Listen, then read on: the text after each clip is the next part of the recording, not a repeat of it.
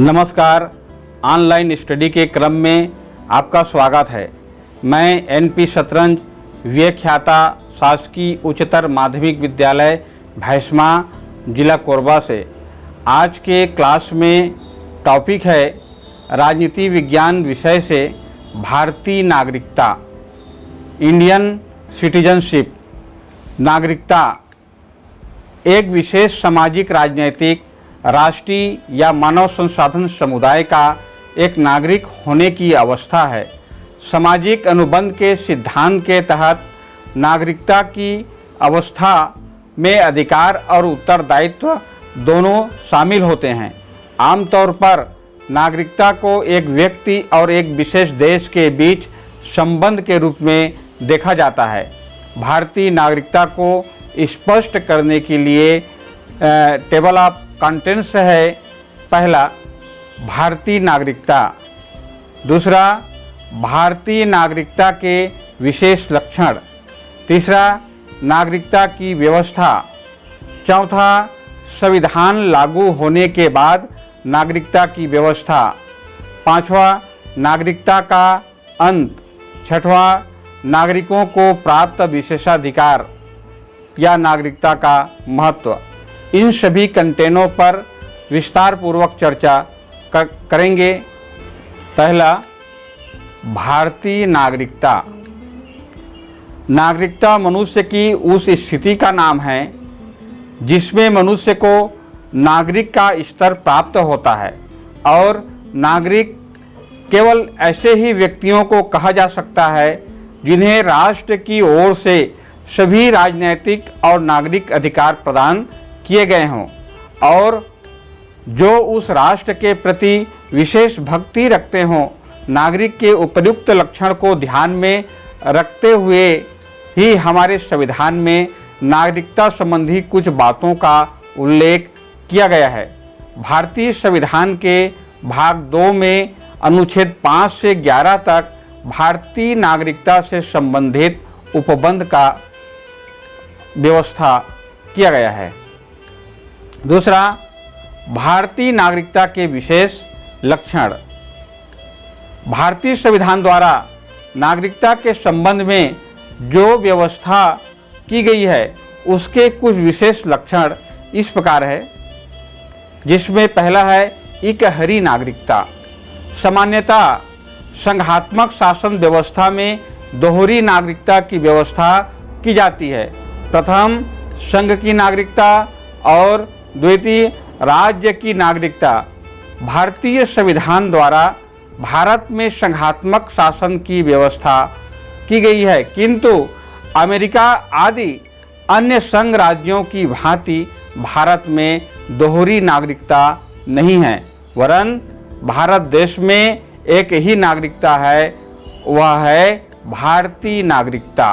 दूसरा लक्षण है नागरिकता संबंधी संघीय विषय।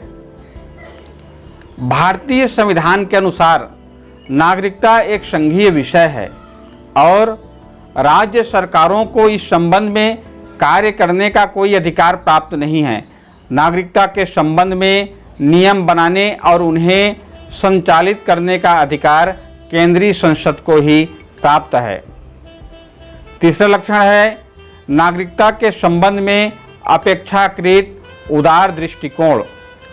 साधारणतया अन्य देशों में नागरिकता प्रदान करने के संबंध में या तो जन्म के सिद्धांत को अपनाया गया है अथवा वंश या रक्त के सिद्धांत को, किंतु भारतीय संविधान के अंतर्गत नागरिकता प्रदान करने के संबंध में जन्म के सिद्धांत और वंश के सिद्धांत दोनों को ही अपनाया गया था। सन 1985 तक व्यवस्था यह थी कि 26 जनवरी सन 1950 के बाद जो व्यक्ति भारत भूमि पर उत्पन्न हुए हों या जो व्यक्ति चाहे भारत के बाहर उत्पन्न हुए हों किंतु जिनके माता पिता भारत के नागरिक हों, उन्हें भारत की नागरिक समझे जाएंगे। यह सोचा जा रहा था कि नागरिकता संबंधी इन उदार प्रावधानों का दुरुपयोग किया जा सकता है। अतः नागरिकता संशोधन अधिनियम 1986 के आधार पर अब यह व्यवस्था की गई है कि इस देश में जन्म लेने वाले किसी व्यक्ति को भारत की नागरिकता तभी प्राप्त होगी जबकि उसके माता पिता में से कोई एक भारत का नागरिक होगा। इस प्रकार नागरिकता के संबंध में प्रमुख रूप से वंश के सिद्धांत को अपनाया गया है। नागरिकता के संबंध यह व्यवस्था व्यवहारिक है। तीसरा बिंदु है नागरिकता की व्यवस्था। भारतीय संविधान के भाग 2 में अनुच्छेद 5 से 11 तक में नागरिकता संबंधी व्यवस्था की गई है। संविधान अग्रांकित श्रेणियों के व्यक्तियों को नागरिकता प्रदान करता है, जिसमें पहला है जन्मजात नागरिक। संविधान लागू होने के समय 26 जनवरी सन 1950 ईस्वी को 3 श्रेणियों के व्यक्ति भारत के जन्मजात नागरिक माने गए, जिसमें पहला प्रथम श्रेणी में वे व्यक्ति आते हैं जो भारत भूमि में पैदा हुए हों। दूसरी श्रेणी में वे व्यक्ति आते हैं जिनके माता पिता या इन दोनों में से कोई एक भारत की भूमि में पैदा हुए हों। तृतीय श्रेणी में वे व्यक्ति आते हैं जो भारतीय संविधान के घोषित होने के पूर्व कम से कम 5 वर्ष से भारत भूमि पर निवास कर रहे हों। दूसरा है शरणार्थी नागरिक। संविधान में उन व्यक्तियों की नागरिकता का भी विवेचन किया गया है जो पाकिस्तान से भारत आए हैं। संविधान के अनुसार वे व्यक्ति जो 19 जुलाई सन 1948 के पूर्व पाकिस्तान से भारत आए हैं भारत के नागरिक समझे जाएंगे। जो व्यक्ति 19 जुलाई 1948 के बाद पाकिस्तान से भारत आए और जिन्होंने भारत में कम से कम 6 मास रहने के बाद उचित अधिकारी के समक्ष नागरिक बनने के लिए प्रार्थना पत्र देकर संविधान लागू होने के पूर्व अपना नाम रजिस्टर्ड करा लिया, उन्हें भी नागरिकता का अधिकार प्रदान कर दिया गया। 1 मार्च सन 1947 के बाद जो व्यक्ति भारत से पाकिस्तान चले गए, सामान्यतः उन्हें भारतीय नागरिकता से वंचित कर दिया गया है, लेकिन इनमें से भी उन लोगों को जो भारत में स्थायी निवास का परमिट लेकर पाकिस्तान से भारत चले आए हैं, 6 माह भारत में रहने के बाद प्रार्थना पत्र देकर रजिस्ट्रेशन करवा लेने पर भारत की नागरिकता मिल सकती है। तीसरा, विदेशों में रहने वाले भारतीय। विदेशों में जो भारतीय रहते हैं, यदि वे निम्न 2 शर्तें पूरी करते हैं तो भारतीय नागरिक बन सकते हैं। पहला, उनका या उनके माता पिता या उनके दादा दादी का जन्म अविभाजित भारत में हुआ हो। दूसरा शर्त है, उन्होंने विदेश में स्थित भारतीय राजदूत के पास भारत का नागरिक बनने के लिए आवेदन पत्र देकर अपना नाम रजिस्टर में लिखा लिया हो। इस तरह अगला कंटेंट है संविधान लागू होने के बाद नागरिकता की व्यवस्था, जिसमें पहला है भारतीय नागरिकता अधिनियम 1955। हमारे भारतीय संविधान ने संसद को यह अधिकार दिया है कि वह भारतीय नागरिकता से संबंधित सभी विषयों के संबंध में व्यवस्था करें। अतः संसद ने 1955 ईस्वी में भारतीय नागरिकता अधिनियम पारित किया। इस अधिनियम में स्पष्ट किया गया है कि भारतीय नागरिकता की प्राप्ति किस प्रकार होगी तथा किन परिस्थितियों में भारतीय नागरिकता का अंत हो जाएगा, जिसमें है सबसे पहला जन्म से। प्रत्येक व्यक्ति जिनका जन्म संविधान लागू होने के अर्थात 26 जनवरी 1950 को उसके पश्चात भारत में हुआ हो, वह जन्म से भारत का नागरिक होगा, जिसमें कुछ अपवाद जैसे राजनयिकों तथा शत्रु विदेशियों के बच्चे भारत के नागरिक नहीं माने जाएंगे। दूसरा है रक्त संबंध या वंशाधिकार से 26 जनवरी 1950 को या उसके पश्चात भारत के बाहर जन्मा कोई व्यक्ति कतिपय अपेक्षाओं के अधीन रहते हुए भारत का नागरिक होगा यदि उसके जन्म के समय उसकी माता या पिता भारत का नागरिक था। तीसरा है पंजीकरण द्वारा। पंजीकरण के आधार पर भारत की नागरिकता प्राप्त कर सकते हैं।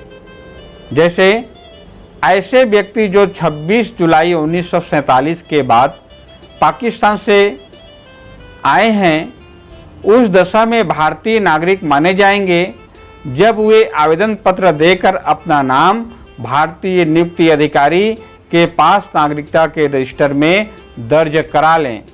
परंतु ऐसे लोगों के लिए शर्त यह होगी कि आवेदन देने से पूर्व कम से कम 6 माह से भारत में रहते हों तथा उनका या उनके माता पिता अथवा दादा दादी का जन्म भारत भूमि में हुआ हो।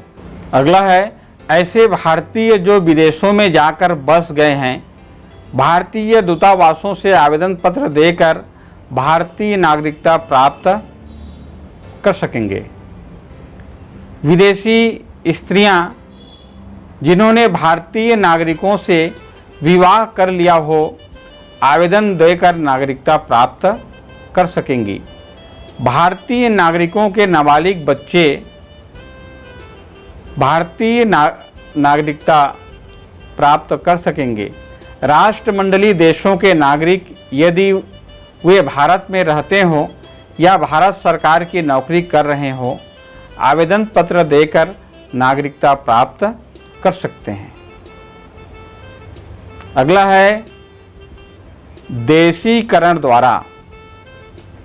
विदेशी नागरिक भी कुछ विशेष शर्तों को पूरा करके भारतीय नागरिकता प्राप्त कर सकते हैं, जिनमें शर्त है, पहला शर्त, वह किसी ऐसे देश का नागरिक न हो जहां भारतीय देशीकरण द्वारा नागरिक बनने से रोक दिए जाते हैं।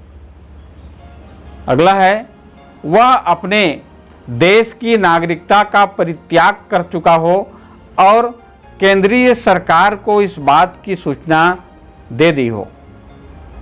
अगला है वह आवेदन देने के पूर्व कम से कम 1 वर्ष से भारत में रह रहा हो। वह 1 वर्ष से पहले कम से कम 5 वर्ष तक भारत में रह चुका हो अथवा 7 वर्ष हो, पर किसी भी हालत में 4 वर्ष से कम नहीं होनी चाहिए। उसका आचरण अच्छा हो। वह भारत के किसी प्रादेशिक भाषा या राजभाषा का अच्छा जानकार हो। संविधान में ऐसे व्यक्तियों को छूट दी गई है जो दर्शन, विज्ञान, कला, साहित्य, विश्व शांति या मानव विकास के क्षेत्र में विशेष कार्य कर चुका हो। इस श्रेणी के व्यक्तियों को संविधान में निर्दिष्ट शर्तों को पूरा किए बिना नागरिकता प्रदान की जा सकती है। नागरिकता की व्यवस्था में अगला है भूमि विस्तार द्वारा। यदि किसी नवीन क्षेत्र को भारत में शामिल किया जाए तो वहाँ की जनता को भारतीय नागरिकता प्राप्त हो जाएगी। जैसे 1961 ईस्वी में गोवा को भारत में शामिल किए जाने पर वहाँ की जनता को भारतीय नागरिकता प्राप्त हो गई। दूसरा, भारतीय नागरिकता संशोधन अधिनियम 1986। इसके द्वारा अधिनियम 1955 के अधिनियम में कुछ महत्वपूर्ण संशोधन किए गए, जिसमें पहला है, भारत में जन्मे उस व्यक्ति को ही नागरिकता प्रदान की जाएगी जिसके माता पिता में से कोई एक भारत का नागरिक हो। दूसरा, पंजीकरण के द्वारा नागरिकता पाने वालों को निम्नतम 5 वर्ष भारत में निवास करना होगा। तीसरा संशोधन है, देशीकरण में देशीकरण द्वारा नागरिकता तभी प्रदान की जाएगी जब संबंधित व्यक्ति कम से कम 10 वर्षों तक भारत में रह चुका। अगला कंटेंट है नागरिकता का अंत। भारतीय नागरिकता का अंत इस प्रकार होता है, जिसमें है नागरिकता का परित्याग करने से। यदि कोई वयस्क व्यक्ति भारतीय नागरिकता के परित्याग की घोषणा करता है तो वह घोषणा विशेष अधिकारी द्वारा पंजीकृत कर ली जाएगी और वह व्यक्ति भारत का नागरिक नहीं रहेगा। इसके साथ ही उस व्यक्ति के नाबालिग बच्चों की भारतीय नागरिकता समाप्त हो जाएगी। दूसरा, स्वेच्छा से किसी अन्य देश की नागरिकता स्वीकार कर लेने से। यदि भारत का कोई नागरिक पंजीकरण, देशीकरण या अन्य किसी प्रकार से किसी दूसरे देश की नागरिकता प्राप्त कर लेता है तो ऐसी स्थिति में वह भारत का नागरिक नहीं रहेगा। तीसरा है, संघ सरकार द्वारा नागरिकता का अपहरण। भारत का संघ सरकार कुछ विशेष कारणों के आधार पर नागरिकता का अपहरण कर सकती है। इसमें है, सबसे पहला इसमें असत्य अभिलेख। यदि किसी व्यक्ति ने धोखा देकर या गलत बयान देकर या आवश्यक बातों को छिपाकर नागरिकता प्राप्त कर ली है तो सही जानकारी प्राप्त होने पर उसकी नागरिकता समाप्त की जा सकती है। दूसरा, देशद्रोह से। यदि किसी नागरिक ने भारत देश के प्रति देशद्रोह किया है या युद्ध में शत्रु की सहायता की है तो उसकी नागरिकता समाप्त हो जाएगा। तीसरा है, दीर्घ प्रवास से। यदि कोई व्यक्ति भारत सरकार की अनुमति के बिना लगातार 7 वर्ष तक विदेश में रहें और विदेश के भारतीय दूतावास में अपनी भारतीय नागरिकता बनाए रखने की इच्छा से प्रति वर्ष पंजीकरण भी न कराएं तो उसकी भारतीय नागरिकता समाप्त की जा सकती है। चौथी स्थिति है अपराध से।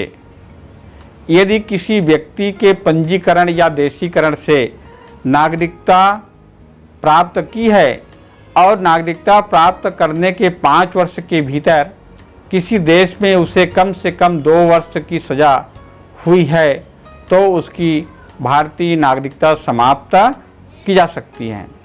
यहाँ यह उल्लेखनीय है कि किसी भी व्यक्ति की नागरिकता समाप्त करने से पूर्व उसे अपना पक्ष प्रस्तुत करने का पूर्ण अवसर प्रदान किया जा सकता है।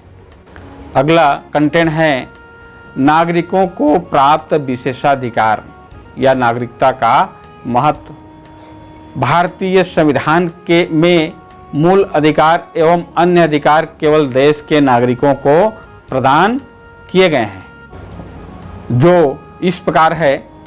राज्य नागरिकों के बीच केवल मूल, वंश, जाति, लिंग, जन्म स्थान के आधार पर कोई भेदभाव नहीं करेगा, जिसका उल्लेख अनुच्छेद 15 में। राज्य द्वारा प्रदत्त नौकरियों के विषय में अवसर की समानता का अधिकार अनुच्छेद 16 में। अनुच्छेद 19 में उल्लेखित मूल स्वतंत्रताएं जैसे भाषण एवं अभिव्यक्ति की स्वतंत्रता, सभा, संघ, आवास, संपत्ति तथा पेशे की स्वतंत्रता का उल्लेख है। अनुच्छेद 29 एवं 30 द्वारा प्रदत्त सांस्कृतिक एवं शैक्षिक अधिकार की व्यवस्था की गई है।